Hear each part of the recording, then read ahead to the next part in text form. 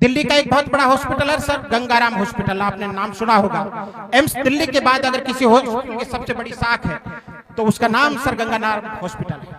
उसकी कहानी बहुत रोचक है। सर गंगाराम जिनके नाम पर वो हॉस्पिटल बना है, जिन्होंने वो हॉस्पिटल बनवाया है, उनका गांव एक छोटा सा गांव था। छोटे से गांव में उनका जन्म हुआ था।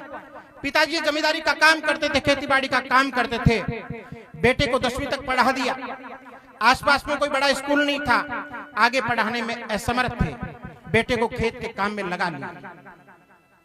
एक दिन गंगाराम के गांव के एक उनके चाचा लगने वाले रिश्ते में वो गांव आए हुए थे। ये कहानी अविभाजित भारत की है, जब भारत और पाकिस्तान एक थे, आजादी से पहले की है। गंगाराम के वो चाचा गंगाराम के पिताजी के अच्छे मित्र थे।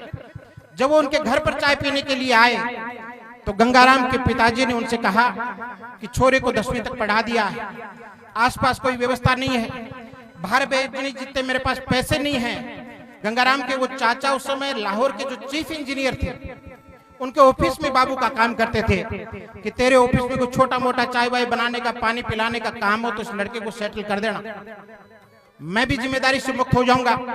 खेत में काम ये बहुत ज्यादा कर नहीं पाता है, आगे बढ़ाने में मैं सक्षम नहीं हूं, इसको आप अपने साथ ले जाओ। गंगाराम के उस चाचा ने कहा कि अभी तो व्यवस्था है नहीं, लेकिन जैसे ही व्यवस्था होगी मैं बुला लूंगा, संदेश भेज दूंगा। 1.5-2 महीने बाद उस चाचा का संदेश आया कि मेरे ऑफिस में एक चपरासी की वैकेंसी निकली है, गंगाराम को लाहौर भेज दो। कहानी शुरू अब होती है। गंगाराम के पिताजी को जैसे ही चिट्ठी मिली, गंगाराम को तैयार कर दिया। माँ ने रास्ते में खाने के लिए चूरमा पे कर दिया और गंगाराम लाहौर के लिए निकल पड़ा। दिए हुए एड्रेस पर पहुंचता है। सुबह जल्दी 9 बजे के लमसम पहुंच गया। ऑफिस आपको पता है 10 साढ़े 10 बजे खुलते हैं, लेकिन सफाई करने वाले लोग उस ऑफिस में आ गए थे। गंगाराम देखता है कि एक बड़ा सा कमरा है, उसकी सफाई हो गई है, उसमें एक बड़ी टेबल है, सामने एक बड़ी कुर्सी, उसके सामने 4-5 छोटी कुर्सियां हैं। गांव के गंगाराम ने उतना बड़ा ऑफिस पहले कभी नहीं देखा।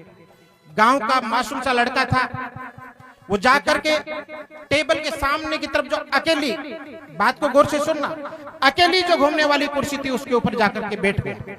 दिमाग उसने क्या लगाया कि इस ऑफिस में 5-6 कुर्सियां हैं, कोई अकेला आदमी आता होगा तो इस अकेली कुर्सी पर बैठता होगा टेबल के उस पार वाली पे, और कोई 4-5 लोग ग्रुप में आते होंगे तो ये सामने वाली 4-5 कुर्सियों पर बैठ जाते होंगे। गंगाराम बैठ गया, माँ का बांधा हुआ चूरमा खा लिया और आराम करने लग गया।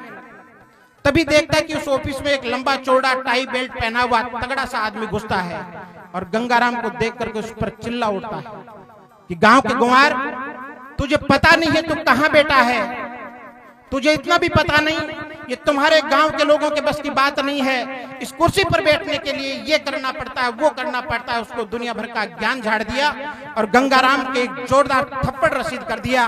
वो घूमने वाली चेयर अपनी जगह घूमती है और गंगाराम 360 डिग्री के कोण पर घूम करके वापस अपनी जगह स्थिर हो जाता है। गंगाराम के माजरा समझ में नहीं आया, नीची गर्दन करके वहां से निकल गया। बाहर निकलते हुए किसी ने कहा कि बेटा तूने गलती कर दी। वो कुर्सी घूमने वाली कुर्सी थी, बड़ी कुर्सी थी, लाहौर के चीफ इंजीनियर की कुर्सी थी, तू गलती से उसके ऊपर बैठ गया। गंगाराम नीची गर्दन किए हुए वहां से बाहर निकलने लगा। मुख्य गेट पर जब पहुंचता है तो गांव के वो चाचा मिल जाते हैं जो उस ऑफिस में बाबू थे। नीची गर्दन किए हुए गंगाराम चाचा के पांव छूता है। चाचा ने सोचा गांव का लड़का है, घबरा गया होगा, शहर में पहली बार आया, उनको माजरे का पता नहीं था। उन्होंने कहा गंगाराम बात क्या हुई? गंगाराम चुप रहा। फिर कहा कि बात क्या हुई?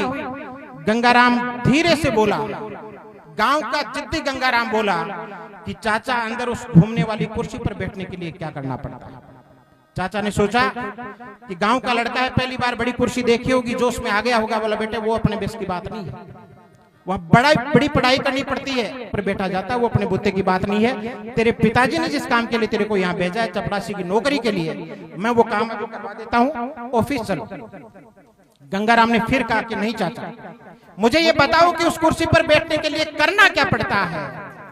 गंगाराम के चाचा ने आसपास के लोगों से पूछा, भाई ये छोरा ये बावड़ी हरकतें कैसे कर रहा है, पागलों की हरकतें कैसे कर रहा है? तो किसी ने कहा कि ये उस चीफ इंजीनियर की कुर्सी पर गलती से बैठ गया था, उसने उसके थप्पड़ मार दी और लगता है कि गांव का लड़का था, बात अंदर तक चुप गई हो। गंगाराम को पूछा, गंगाराम होशो आवाज में कह रहा है गंगाराम ने कहा कि अंकल आया तो चपरासी बनने के लिए था, लेकिन अब उद्देश्य बदल गया है। अब तो गंगाराम उस घूमने वाली कुर्सी के ऊपर बैठ करके दिखाएगा। चाचा की भी माजरा समझ में आ गया। चाचा ने कहा, गंगाराम तेरे पिताजी के पास पैसे नहीं है, पैसे वाली व्यवस्था मैं कर देता हूं, पढ़ाई वाला काम तेरे को करना है। उसमें देश का पहला आईआईटी जो आईआईटी रुड़की बना, अंग्रेजों के टाइम वो थॉमसन इंजीनियरिंग कॉलेज हुआ करता, थॉमसन इंजीनियरिंग कॉलेज, गंगाराम का एडमिशन वहां करवा दिया। गंगाराम ने पढ़ाई शुरू कर दी, रुड़की इंजीनियरिंग कॉलेज को टॉप किया, उसी लाहौर का चीफ इंजीनियर बना, उसी घूमने वाली कुर्सी पर बैठा और ये साबित कर दिया कि गांव का कोई जिद्दी लड़का अगर जुनून पाले तो दुनिया की कोई ताकत उसे हरा नहीं सकती। और तब जाकर के कोई कवि ये लिखता है कि कुछ गांव से आए हैं, कुछ घाटी से आए हैं और इन बड़ी कुर्सियों पर बैठे सब लोग माटी से।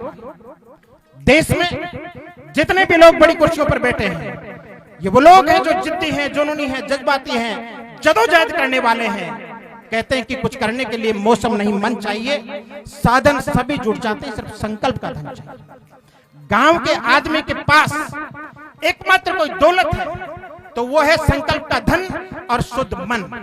मैं भी उसी का एक उदाहरण हूं। मैंने तो इतने संघर्ष जीवन से निकला हूं। लोगों ने 1000 बार कोशिश की कि गिरा दिया जाए, वापस उठने नहीं दिया जाए, लेकिन जितनी बार लोगों ने गिराने की कोशिश की, 1000 गुना हिम्मत के साथ वापस खड़ा हुआ, धूल झाड़ ली। हमें कुछ विरासत में थोड़ी मिला था। मेरे को कई बार लोग कहते हैं कि अब क्या होगा, मैंने कहा मैं कोई विरासत देकर के नहीं आया, गिरा दिया, मिट्टी में हो गए, झाड़ करके वापस खड़े हो जाएंगे, ये वाला कोई नहीं छीन पाएगा। ये लेकर के पैदा हुए हैं और ये दुनिया में सबसे बड़ी दौलत है। मैं ये मानता हूं कि जितने भी बच्चों का इस मंच के माध्यम से सम्मान हुआ है, वो अपने इस दिमाग के बदौलत इस दुनिया पर राज करने की हिम्मत रखते हैं। मैं उन तमाम छोटे भाई बहनों को भी बधाई देना चाहूंगा जिनका सम्मान आज इस मंच पर हुआ है। और इस सम्मान का असली अर्थ तब है जब आप कभी भी रुकने का मन करे, झुकने का मन करे, पढ़ाई छोड़ने का मन करे, जिंदगी में कोई भी चीज टफ लगे, कठिन लगे, यूं लगे कि आप पार नहीं पड़ेगी, उस समय इस सम्मान को याद कर लेना। आप इस बात को याद करना कि गांव के हजारों लोगों की उपस्थिति में मेरा सम्मान हुआ था और ये कहा गया था कि गांव का ये लड़का, ये लड़की बहुत आगे जाएगा। आप रुक नहीं पाएंगे, आप थक नहीं पाएंगे, आप झुक नहीं पाएंगे। एक बार पुनः बिहार हरिपुरा जी को और पूरी युवा विकास समिति को मेरी ओर से बहुत बहुत शुभकामनाएं एक अच्छे दिव्य और भव्य आयोजन के लिए।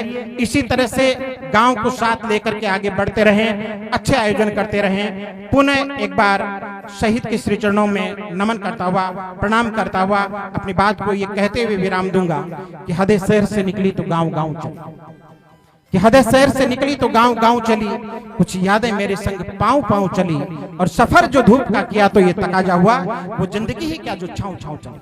हम गांव से निकले हुए लोग हैं, धूप में चलना जानते हैं, छांव की परवाह नहीं करते। आइए हम सब लोग धूप का सफर करते हुए आगे बढ़े, अपने गांव का नाम रोशन करें, शहीद शिवदाना राम जी के गांव हरिपुरा का नाम रोशन करें। पुनः पुनः बहुत बहुत बधाइयां। जय हिंद, जय भारत।